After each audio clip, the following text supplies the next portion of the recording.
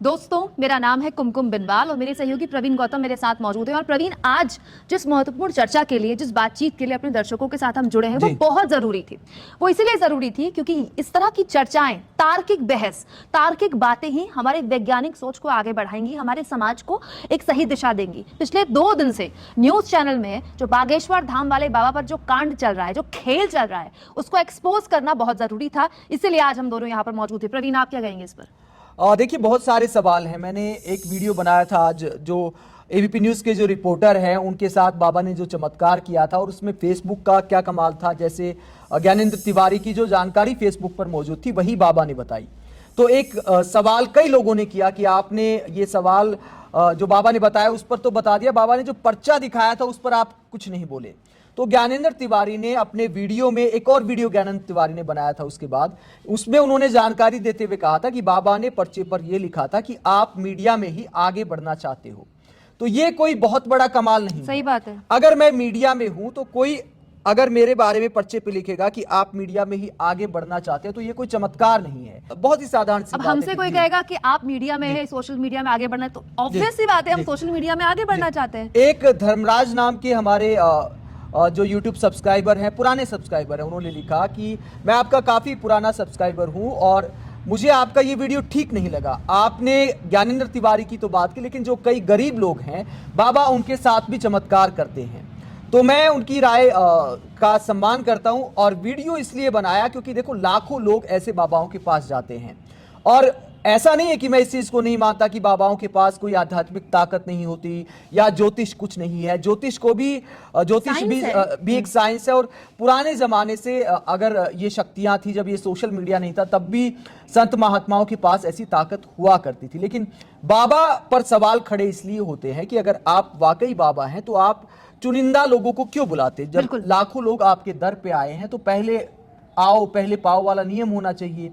VIP हो या फिर आम आदमी हो, सबके साथ एक जैसा व्यवहार होना चाहिए। जो अपनी समस्या लेकर आए, अगर आपके पास दैवीय शक्ति है तो उसका समाधान करें। अगर भगवान आपके को शक्ति देता है तो भगवान ऐसे तो सेलेक्ट करके नहीं बुला सकता ना। तो ये कुछ सवाल हैं, इसीलिए वीडियो बनाना जरूरी है। और इसमें एक वीडियो जो सामने आया ज्ञानेंद्र तिवारी का, उस पे बाबा की पोल खुल गई, तो इसलिए ये शक और ज्यादा बड़ा हो गया। ये मुझे लगता है। और महत्वपूर्ण ये कि एक पढ़ा लिखा रिपोर्टर, एक प्रतिष्ठित चैनल का इतना बड़ा रिपोर्टर, अगर अपनी बेसिक जानकारी जो कि खुद उन्होंने फेसबुक पर अपने सोशल मीडिया प्लेटफॉर्म में प्रोवाइड की है, उसे सुनकर इतना भौचक्का रह जाए कि बाबा जी की जय हो करने लग जाए, तो मुझे लगता है एक पत्रकार के तौर पर भी इस पर बात करनी बहुत जरूरी है कि कौन सी पत्रकारिता यहाँ पर हो रही है। दूसरी बड़ी बात, बहुत सारे लोगों ने कहा कि बाबा जी पर ये असीम कृपा है। तो मैं खुद हनुमान जी की परम भक्त हूँ, मेरे तो घर का नाम ही हनुमान जी पर है। तो मैं तो कहती हूँ कि अगर बाबा के पास ऐसी शक्ति है कि वो लोगों की समस्याएं समझ लेते हैं, तो भारत में तो बहुत सारी समस्याएं हैं। बाबा ये क्यों नहीं समस्याएं बता पाते कि भारत में कौन कौन से लोग किस किस राज्य में कहाँ कहाँ काला धन छुपा के बैठे हैं। वो 2000 का नोट जिसमें चिप थी, पता नहीं चिप कहाँ गई, बता दे। काला धन, इनकम टैक्स डिपार्टमेंट और ईडी के लिए भी आसानी हो जाएगी कि कौन कौन से वो भ्रष्ट नेता हैं जिनके घरों के अंदर काला धन छुपा है। बाबा तो अंतर्यामी है, बाबा तो सारी समस्याएं जानेंगे। तो एक आदमी की शराब छुड़ाने की समस्या बड़ी है कि देश की समस्या बड़ी है? मुझे तो लगता है उनको समाज के तौर पर, एक देश के तौर पर हमारी मदद करनी चाहिए, एक राष्ट्र के तौर पर मदद करनी चाहिए। कौन सा आदमी बहुत बड़ा भ्रष्ट है, कौन सा नेता बहुत बड़ा भ्रष्ट है, किस पार्टी के पास कितना काला धन जाता है, किस पार्टी के पास कितनी फंडिंग जाती है, फंडिंग कहां से आती है, फंडिंग करने वाले के पास फंडिंग कहां से आती है, वो सब बताएं बाबा। बात बहुत तार्किक है और तार्किक बातें कर मैं इसे ले रही हूं दोस्तों, क्योंकि हमारे संविधान में लिखा है कि हम भारतीयों का, हम तमाम भारत के नागरिकों की यह जिम्मेदारी है कि हम वैज्ञानिक आधार पर अपनी सोच को आगे बढ़ाएं, क्योंकि ऐसे ही हम आगे बढ़ पाएंगे। और बहुत सारे लोग ये भी कहते हैं ना कि आप बाबाओं पर और हिंदू धर्म गुरुओं पर तो आप लोग इस तरह की वीडियोस बनाते हैं, मौलवियों पर नहीं बनाते, फादर पर नहीं बनाते। तो ये जो धर्म में अंधविश्वास की बीमारी है ना दोस्तों, ये हर धर्म में है। ऐसे एक वीडियो ट्विटर पर वायरल हो रहा है, मैंने अपनी वीडियो में भी दिखाया था, फिर देख लीजिए, जहां पर मौलवी साहब बैठे हैं और ढाई प्लास्टिक की एक पिस्टल लेकर एक औरत पर फायर कर रहे हैं और जिन्न निकाल रहे हैं। ऐसे कई फादर्स आपको सोशल मीडिया में करते हुए मिल जाएंगे। तो हमारा काम उसका पर्दाफाश करना है, चाहे वो किसी भी धर्म के हों। तो यह आपकी जिम्मेदारी भी है कि बाबा सच्चा है कि झूठा है, इस बहस से आगे बढ़कर आप ये सोचें कि हमें एक इंसान के तौर पर, एक नागरिक के तौर पर किस तरह का समाज बनाना है। और एक पत्रकार के तौर पर अगर हमें ये बताना पड़ता है कि यार हम भी हनुमान जी के भक्त हैं या हम भी ईश्वर में आस्था रखते हैं, तो ये जो प्रोपेगेंडा किया जाता है, जैसे बाबा ने कहा कि यार ये जो विरोध करने वाले हैं ये सनातन धर्म के खिलाफ हैं, इसीलिए बताने की मजबूरी हो जाती है। कोई दिखावा नहीं करना होता भक्ति का किसी को। लेकिन आज का जो चल रहा है यार, ये तो सनातन धर्म के विरोधी है, इन्हें तो ईसाई बन जाना चाहिए, मुस्लिम बन जाना चाहिए, इस तरह के जो आरोप लगाए जाते हैं, इस तरह की बातें की जाती है, इसीलिए बताना जरूरी हो जाता है। और कई लोग पूछते हैं कि यार इन्हीं बाबा के खिलाफ वीडियो क्यों बनाए जा रहे हैं और लोगों के खिलाफ क्यों नहीं बनाए जा रहे, क्योंकि इन बाबा के दर पर भी बड़े बड़े नेताओं का आना जाना है। तमाम टीवी चैनल के बड़े बड़े जो पत्रकार खुद को राष्ट्रवादी बताते, वो नतमस्तक दिखाई दे रहे हैं जब मीडिया का और राजनीति का इतना बड़ा नेक्सस इनका साथ दे रहा है, तो इसीलिए बताना जरूरी हो जाता है।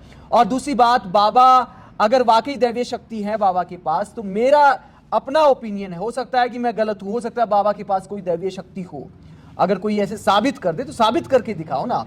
मुझे ये लगता है कि हमारा ओपिनियन जो पत्रकार के नाते है, अगर किसी के पास दैवीय शक्ति है, अगर कोई तपस्वी है, तो उसको शाहरुख खान, आमिर खान से क्या लेना देना। बिल्कुल सही बात। किसी के खिलाफ भी वो एक शब्द नफरत का नहीं बोल सकता, वो सबकी मंगल कामना करेगा। वो इस तरह की बातें नहीं करेगा कि गीला कर देंगे, नंगा कर देंगे, उसका बाप मर गया था, रावण की औलाद, ऐसे शब्दों का इस्तेमाल करने वाला सच्चा तपस्वी कैसे हो सकता है, ये मेरा दिमाग सवाल करता है, एक पत्रकार होने के नाते भी और एक हिंदू होने के नाते भी। क्योंकि अगर आप अपने धर्म में पाखंड का विरोध नहीं करोगे तो फिर धर्म का ही नुकसान होता है इसमें, चाहे कोई भी धर्म क्यों ना हो। और मुसलमान है तो मुसलमानों को अपने धर्म में पाखंड का सबसे ज्यादा विरोध करना चाहिए। अगर आप ईसाई हैं तो सबसे पहले अपने धर्म के पाखंड का विरोध करना बनता है। तो ऐसे व्यक्ति जो है ऐसे वीडियो के माध्यम से पॉपुलर होकर इतने बड़े बाबा बन जाते हैं, अरबों की संपत्ति जुटा लेते हैं, वहां पर बढ़िया बढ़िया सुनने में आया कि दुकानें भी निकाली जा रही हैं, तो बढ़िया प्रॉपर्टी बना ली, बढ़िया गुजारा हो रहा है। तो ये जो रास्ता है शॉर्टकट का, क्या ये पाखंड के जरिए बन रहा है, तो ये एक खतरनाक है। इससे ऐसा नहीं है कि कोई एक्सपोज नहीं हुआ, आपने देखा होगा कि बहुत सारे बाबा जेल में भी हैं, ऐसी बात नहीं है। निर्मल बाबा को हम कैसे भूल सकते हैं। अभी कुछ साल पहले उनका कैसा स्वांग एक पूरा प्रोपेगेंडा रचा जाता था, न्यूज चैनल्स में 1 घंटे का उनका पूरा पैसा आता था, बिल्कुल पैसा आता था, तो 1 घंटे का उनका सेगमेंट होता था और उनकी बातें सुनिए आप। अच्छा समोसा खाती हो, चटनी कौन सी खाती हो, हरी वाली खाती हो कि लाल वाली खाती, अच्छा लाल वाली नहीं खाती, कृपा वहीं रुकी हुई है। ऐसे ऐसे लोगों को आपने बाबा बना दिया, ऐसे ऐसे लोगों के आगे लोग अपना बटुआ खोल के बैठ जाते हैं। एक जलेबी बाबा पकड़े गए थे, इसके अलावा आप उनको कैसे भूल सकते हैं। हरियाणा के एक बाबा जिनको पुलिस पकड़ने गई तो उन्होंने बच्चियों और महिलाओं को आगे कर दिया, वहां हथियार गोलियां चल गई, हथियार मिले। इसके अलावा राम रहीम तो एक जीता जागता प्रमाण है, वो बार बार परोल पे बाहर क्यों आ रहा है, इसको लेकर सियासतदान जवाब जानते हैं, अब भी नतमस्तक नजर अब भी नतमस्तक हैं। तो ये तो सारे प्रमाण हमारे सामने, प्रत्यक्ष को प्रमाण की आवश्यकता नहीं है। दूसरी बड़ी बात, बागेश्वर धाम वाले बाबा जी को तो छत्तीसगढ़ के मंत्री ने दूसरा चैलेंज दे दिया है। एक तो पहले चैलेंज से वो भागे थे, दूसरा चैलेंज छत्तीसगढ़ में उन्होंने कहा था कि बड़े स्तर पर धर्मांतरण हो रहा है। बाबा ने कहा था कि बड़े स्तर पर धर्मांतरण हो रहा है, तो छत्तीसगढ़ के मंत्री ने बाबा बागेश्वर धाम वाले को चैलेंज दिया था कि आप बताइए कि कहां कहां धर्मांतरण हुआ है, और अगर आप नहीं बता पाए तो आप अपनी पंडिताई छोड़िए, और अगर आपने बता दिया तो मैं अपनी राजनीति छोड़ दूंगा। उस चैलेंज को लेकर क्या जवाब है बाबा बागेश्वर का, बताएं वो। तो ये बहुत ही बेसिक सी बातें हैं ना, कि खाली आप लफबाजी कर दें कि हिंदुओं पर अत्याचार हो रहा है। कल बाबा बागेश्वर वाले रो रहे थे। ये तो कवच है, मतलब हिंदुओं, मतलब अगर कोई आप पर सवाल उठाए तो आप ये कह दो यार सनातन धर्म पे सवाल उठा रहे हैं। सनातन धर्म से तो हम जैसे लोग भी ताल्लुक रखते हैं, तो धर्म कोई किसी कोई ठेकेदार नहीं है धर्म का कि आप पर सवाल उठे तो आप उसको धर्म का आवरण ओढ़ दो कि ये धर्म पे हमारे धर्म की खासियत है कि हमारा धर्म इतना ओपन है कि हमें सवाल पूछने की आजादी देता है।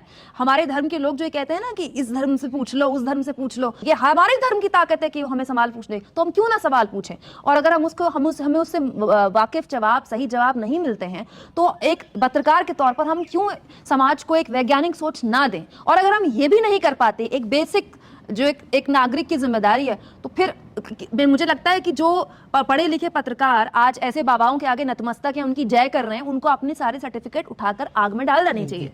ये तो कुरीतियां तो पहले भी थी धर्म में, हमने दूर किया उसको, बहुत सारी परंपराएं ये हिंदू धर्म की खासियत है। हिंदुओं में कितनी परंपराएं बल्कि बदल गई, औरतें सती हो जाती थी, पुनर्विवाह नहीं होता था, तो वक्त के साथ वक्त के साथ बदला ना। तो इंसानियत के नाते देखो, हिंदू धर्म है या कोई भी धर्म है, सबसे बड़ा तो ये सिखाता है ना कि इंसानियत सबसे बड़ा धर्म है, नर सेवा ही नारायण सेवा है। तो अगर कोई सच्चा तपस्वी है तो वो दूसरे धर्म के खिलाफ किसी मन से नहीं बोल सकता, ना बुलडोजर चलाने का जश्न मना सकता। इसीलिए सवाल थोड़े से दिमाग में खड़े होते हैं। उसको बाबा को जो है ऐसे प्रमाण देने चाहिए, अगर वाकई उनके पास दैवीय शक्ति है तो शाम मानव का चैलेंज जो है उनको कबूल अब तो करना खैर उन्होंने चाहिए। कह दिया कि वो किसी का चैलेंज एक्सेप्ट नहीं करेंगे। हाँ, बाबा बोल बागेश्वर। दिया ज्ञान, वो फेसबुक वाला चैलेंज दिखा दिया ना फेसबुक वाला चमत्कार दिखा दिया ज्ञानेंद्र तिवारी के साथ, और कह दिया कि अब मैं कोई अब साबित नहीं करूंगा खुद को, अब हो गया full and final. Full and final हो गया, हमारा भी फुल एंड फाइनल हो गया है। आप अपने आप को ऐसे लोगों से बचाएं, और अगर आपको ऐसे लोगों के ऊपर आस्था भी है तो उनसे भी सवाल करें, क्योंकि जब तक आप सवाल नहीं करेंगे तब तक आप जवाब नहीं पाएंगे, और जब आप जवाब पाएंगे तो आपके दिमाग में कई और चीजें आएंगी जो आपकी सोच को विकसित करेंगे, आपके थॉट प्रोसेस को बड़ा करेंगी। देखते रहिए पब्लिक मीटर।